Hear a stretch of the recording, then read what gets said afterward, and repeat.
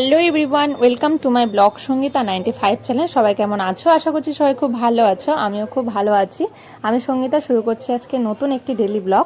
তো আজকের ব্লগটা একবার রান্নাঘর থেকে শুরু করছি, কারণ সকাল সকাল আজকে মানে একটু দেরি হয়ে গেছে আর কি। আর এদিকে না আমি এখন ডাল করব, মুসুর ডাল। তো সেই জন্য কালো জিরে শুকনো লঙ্কা ফোড়ন দিয়েছি, আর পেঁয়াজ আর রসুনটাকে একটু ভালো করে ভাজা ভাজা করে নিচ্ছি। লাল লাল হয়ে গেলে এর মধ্যে ডালটা ছেড়ে দেবো, মানে ডালটা আগে সিদ্ধ করে নিয়েছি, লবণ দিয়ে সরষার তেলে সিদ্ধ করে নিয়েছি। আর এদিকে ডালটা দেখো হয়েও গেছে। আর এদিকে এখন করে নেব হলো পটল আর আলু কুচি কুচি করে নিয়েছি, আর তার সাথে একটু পেঁয়াজ কুচি দিয়েছি। এটার কিন্তু খেতে বেশ ভালো লাগে।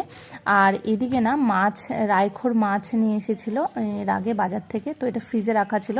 তো জল দিয়ে একটু রেখেছিলাম, তো বরফটা এখন কেটে গেছে।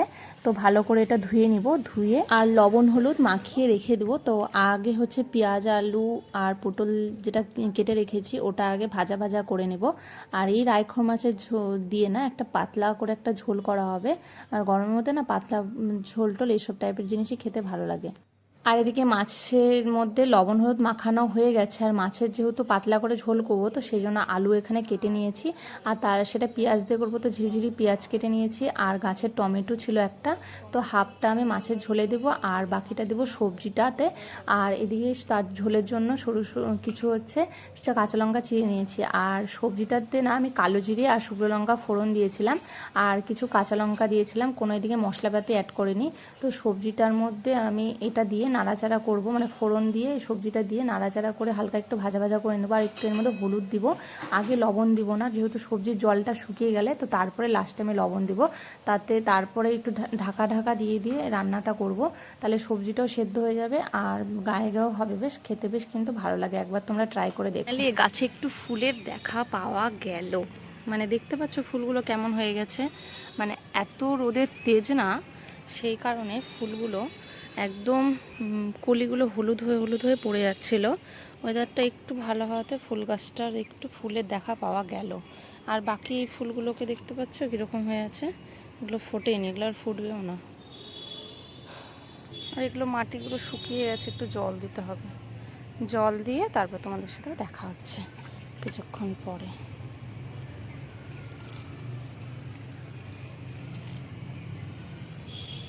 আচ্ছা দেখো কি সুন্দর ফুল ফুটেছে। আমার এই নীলকণ্ঠগুলো না ডবল, মানে একটু থোকা ধরা, বেশ খুব সুন্দর, মানে ভেতর থেকে আর একটা করে পাপড়ি বেরোয়, খুব সুন্দর।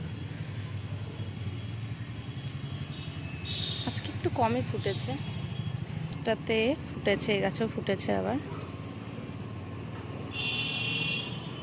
আর এদিকে রান্নাঘরে চলে আসলাম, সবজিটাকে একটু ঢাকা দিয়ে গেছিলাম। তো সবজিটা এদিকে রেডি হয়ে গেছে, মানে একদম কমপ্লিট। এখন সবজিটাকে নামিয়ে নেব।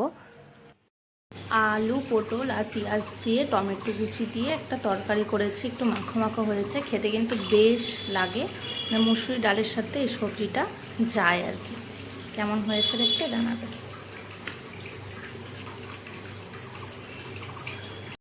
আর এদিকে লবণ হলুদ দিয়ে যে মাছটা মেখে রেখেছি এটা আমার ভাজা হয়েও গেছে।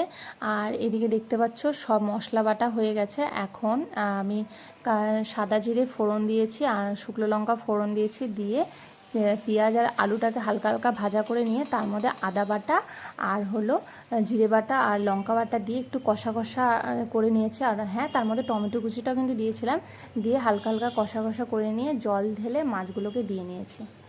আর এখন ঝোলটা ফুটে গেছে, নামিয়ে নিব। আর তার সাথে কিন্তু এদিকে ভাতও আমার হয়ে গেছে, গরম গরম ভাত আর পাতলা পাতলা মাছের ঝোল, মুসুরির ডাল আর সবজিটা কিন্তু বেশ ভালো যাবে। আর এই নিয়ে হলো আমাদের টবি, ওকে আজকে স্নান করানো হবে, যেন এখানে বেঁধে রাখা হয়েছে রীতিমতন, না কয়েকদিন ধরে বাড়িতেই ঢুকছে না। আর আকাশটাও বেশ মেঘলা করেছে। আর এদিকে না মা তরমুজ কেটে নিয়েছে, আর আমার ওইদিকে রান্না হয়ে গেছে। তো তরমুজ নিয়ে এখন একটু খেয়ে নেব। তো খেয়ে তারপরে যাব হলো স্নানে। এই তরমুজটা হলো তোমাদের যে চামুণ্ডা পুজোর ব্লগটা দেখালাম, তো সেই তরমুজটা কিছু হাফ রাখা ছিল, তো সেটা ফ্রিজ থেকে বের করে মা কেটে দিল। তো এখন এটা খাওয়া দাওয়া করে যাব হলো স্নান করতে। আর তরমুজটা দেখতে যেমন ছিল লাল, আর খেতে কিন্তু ভীষণ জুসিও ছিল, আর তার সাথে বেশ মিষ্টিও ছিল, বেশ ভালো ছিল তরমুজটা।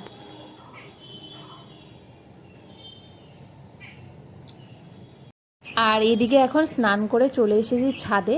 তো ছাদে জামা কাপড় মেলতে এসেছি, আর তার সাথে ভাবছিলাম যে বেশ তো ভালোই মেঘ করেছে, তো ভাবছিলাম যে স্নান করে হয়তো জামা কাপড় আজকে মেলতে পারবো না, শুকাবেই না, হয়তো বৃষ্টি হবে কি না। তো স্নান করে এসেও দেখি না, এখনও আকাশটা মেঘলা করে আছে, আবার মাঝে মধ্যে কিন্তু রোদও উঠছে, বোঝা মুশকিল বৃষ্টি হবে কি হবে না, এখনও কনফিউজডে আছি। তো যাই হোক, বৃষ্টি নামার আগে জামা কাপড়গুলো তো মেলে দিলাম, বৃষ্টি যদি হয় তখন জামা কাপড়গুলো তুলে নেব। আপাতত জামা কাপড়গুলো একটু ঝরঝরা হলেই হবে, আর বেশিটুকু ঝরঝরা না হলেও চলবে। মেঘ কিন্তু ভীষণ ডাকছে, আকাশটা কীরকম কালো করে এসেছে দেখতে পাচ্ছ। রোজই তো এরকম মেঘলা আকাশ করে, বাট বৃষ্টি কিন্তু একদিনও হয় না। তো আজকে একটু মেঘলা না, বেশ ভালোই মেঘলা করেছে, আর মেঘও ডাকছে, দেখা যাক বৃষ্টি হয় নাকি।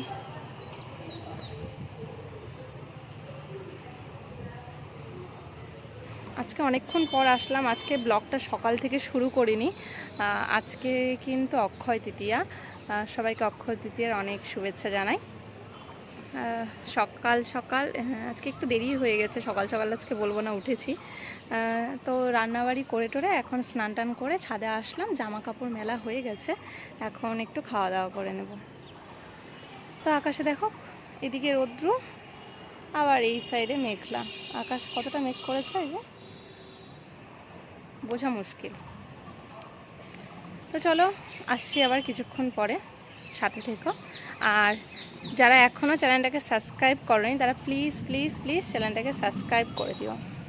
দেখতে পাচ্ছ মেঘের আওয়াজ, শুনতে পাচ্ছ তোমরা? মেঘ কিন্তু ডাকছে, মেঘ ডাকছে। তবে শুনেছি যে মেঘ গর্জায় সে তত বর্ষায় না, তবে এটা হয়তো ডাকছে, অন্য কোথাও হয়তো বৃষ্টি হচ্ছে তাই জন্য হয়তো মেঘ ডাকছে, পরে হয়তো মেঘটা কেটে যেতেও পারে। আমাদের এই বালুরঘাট শহরে না বৃষ্টির খুব অভাব, মানে বৃষ্টি হয় না বলেই চলে। এটা দেখেছো অনেকটা ফুটে গেছে, ছড়ে গেছে, আর এটা এখনো ফুটছে।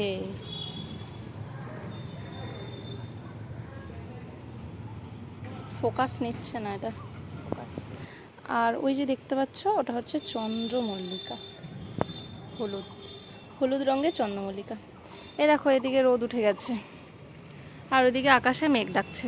মেঘের আওয়াজ কতটা শুনতে পাচ্ছি জানো না, সরি, কতটা শুনতে পাচ্ছ তোমরা জানি না আমি, কারণ মেঘের থেকে বাইকের আওয়াজ বেশি শোনা যায়, কারণ বাড়ির সামনেই না হাই রোড, তো সবসময় গাড়ি যাতায়াত করে, তো সেই জন্য মেঘের আওয়াজের থেকে গাড়ির আওয়াজটাই তোমরা বেশি শুনতে পাবে।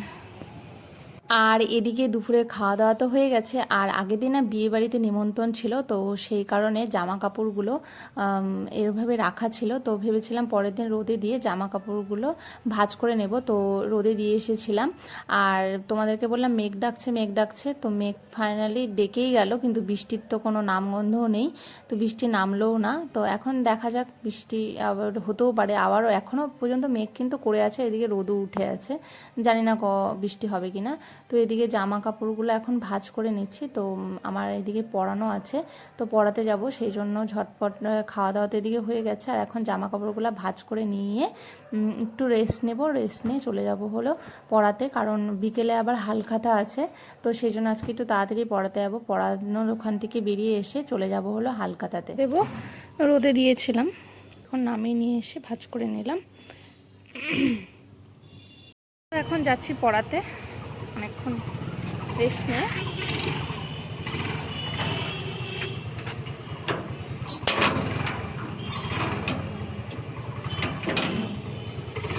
পড়ায় এসে দেখা হচ্ছে কিছুক্ষণ পর।